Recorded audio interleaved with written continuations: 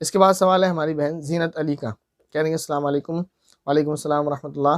انہوں نے ایک سوال کیا، اس کو میں کاٹ رہا ہوں، اور میں ان سے کہتا ہوں کہ اس طرح کے سوالات اس طرح نہیں کرنا چاہیے جس میں کسی کی عزت پر حرف آئے، جس میں کسی کی توہین ہو۔ تو جیسے اوپنلی آپ نے لکھا ہے، مسئلہ لکھنا چاہیے، رشتہ داری، تعلق اور کون ہے اس کی طرف اس طرح اشارہ نہیں کرنا چاہیے، بہتر نہیں ہے۔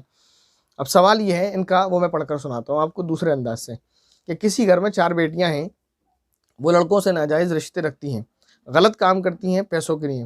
ان میں سے ایک لڑکی کا کسی نے مرڈر کر دیا، خاندان میں کوئی اسے دیکھنے بھی نہیں گیا، بہنیں بھی اسے اس کی بہنیں ہی اسے قبرستان لے کر گئیں، کوئی ان سے بالکل ملتا نہیں، انتقال میں کوئی نہیں گیا۔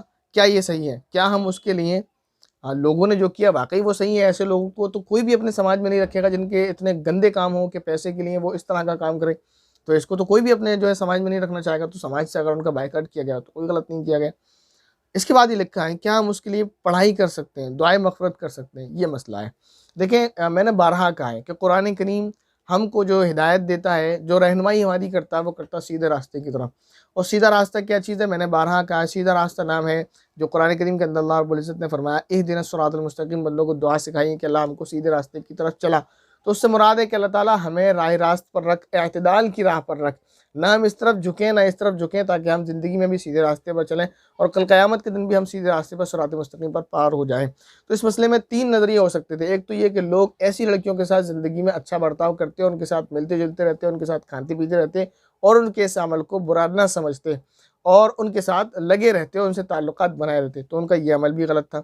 ایسے لوگ جو سماج کو گندا کریں، ان کا بائیکاٹ ہونا چاہیے سماجی طور پر، ان سے دور رہنا چاہیے، کم از کم اتنا تو ہو جائے تاکہ یہ اپنی حرکتوں سے باز آ جائیں، ان سے تعلقات ختم کر دیے جائیں تاکہ یہ اپنی حرکتوں سے سدھر جائیں۔ یہ ہونا چاہیے تھا جو ہوا۔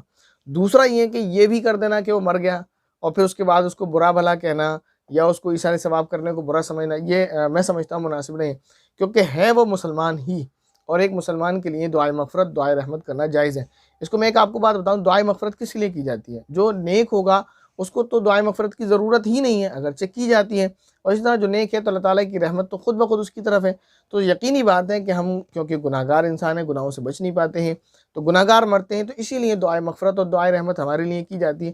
تو وہ گناہ گار ہیں تو ان کے لیے بالکل دعائے رحمت، دعائے مغفرت کی جا سکتی ہے، ان کے لیے قرآن کریم پڑھ کر ان کو بخشا جا سکتا ہے۔ اور ساتھ ساتھ آپ یہ بھی دعا کریں کہ ایک بہن کا تو انتقال ہو گیا، اللہ تعالیٰ اس کے گناہ کو معاف فرما دے، اس نے ساری زندگی اس بدکاری میں گزاری، اور باقی جو 2 بہنیں ہیں اللہ تعالیٰ ان کو توفیق دے، 3 بہنیں، کہ وہ اس کام سے سدھر جائیں۔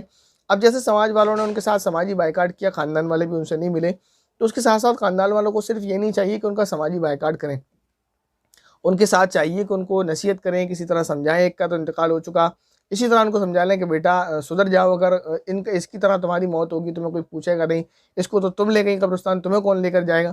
تو ان کو سمجھانا چاہیے، واقعی یہ برا فعل ہے۔ اگر اسلامی نقطۂ نظر سے آپ نظر ہٹا لیں اور اس کے علاوہ بھی دنیاوی نظر سے بھی آپ دیکھیں تو یہ اتنا گندا کام ہے کہ اسے کوئی بھی ایکسیپٹ نہیں کرے گا، کوئی بھی سویکار نہیں کرے گا، نہ ہی کوئی ایسی لڑکی کو اپنے گھر کی بہو بنانا پسند کرے گا، نہ کوئی اس کو اپنی شریک حیات پسند کرے گا بنانا، نہ ہی کوئی بھائی اس کو اپنی منہ بولی بہن بنانا پسند کرے گا۔